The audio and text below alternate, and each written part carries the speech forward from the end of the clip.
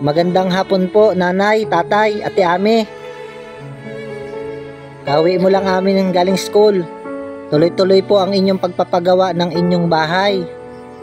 Kaya po ako napapunta dito, tatay, nanay. Gusto ko lamang po kayong i-update. Meron pa akong mahalagang sasabihin po sa inyo. Nitong mga nakaraang linggo, may mga tao pang nagpaabot sa inyo ng tulong para karagdagan na pondo sa pagpapagawa ng inyong bahay. Yung nagpadala po dati, tatay, ng 10,000 mahigit, nagpadala ulit po yun ng 18,300. Siya po ay si Ma'am Dems. Diba nung nakaraan, tatay, may dala akong 20,000 plus. Yung 10,000 plus, yun po ay pinadala po nung isang sponsor lang, si Ma'am Dems. Nung nakarang linggo, nagpadala po ulit siya ng 18,300. 1, 2, 3, 4, 5, 6, 7, 8, 9, 10, 11, 12, 13, 14, 15, 16, 17, 18. 18,000. Hawakan nyo, tatay. Yan po ay pinadala po ni Ma'am Dems. Isa lang po ang sponsor ng 18,300. Naunawaan nyo po ba?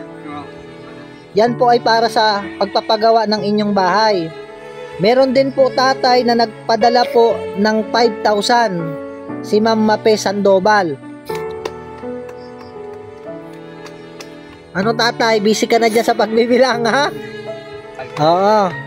1, 2, 3, 4, 5. O, hawakan nyo. Bukod po dyan, tatay, si Ma'am Annalisa Suaso ay nagpadala ng 1,000. O, 1,000. Nagpadala din po ng 3,000 si Ma'am Marie Estela. 1, 2, 3. Si Ma'am Marie Estela. 3. Yung sukli doon sa pinambili natin na grocery, may tirang 2,000. Yung 1,000 kay Ma'am Jem at yung isa ay kay Ma'am Judy.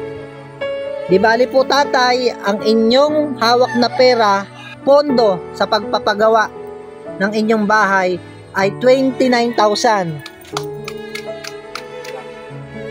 Ngayon lang ba kayo nakahawak ng ganyang kalaking pera?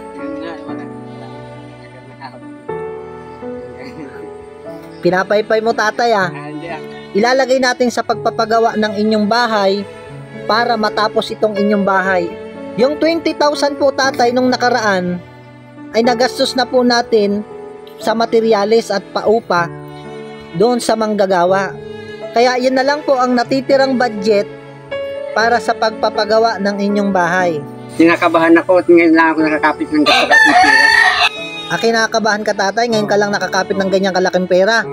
Kaya ako kinakabahan. Tatanungin kita, tatay, pera o bahay? Bahay. Bahay na, ituloy na natin, no, eh. Hindi naman pwede nang putol ang bahay ninyo.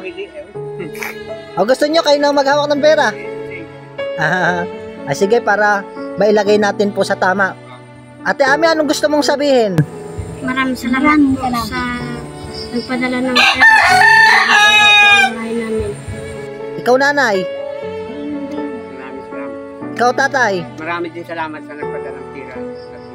Oo. Kagawa ang aming bahay. Matatapos yan, tatay, kasi may pundot naman tayong gagamitin, no? Marami pong salamat sa lahat po na nagpadala, mga sponsor. At dalangin ko po patuloy pa kayong i-bless pa ng Panginoon. Sa mga nais pa po magpaabot po ng tulong para sa karagdagan sa pagpapaayos po ng kanilang bahay. Masaya po ba kayo? Masaya. Oh. Masaya nyo na yan, tatay, hindi ko na yung kukunin. Ha? Hindi kayo marunong mag-budget. Sige, ako na lang hahawak, ha? At least minaalam ko po sa inyo.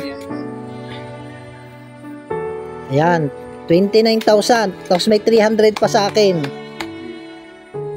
Sige, ako'y uwi na. Tuloy ang trabaho bukas, okay?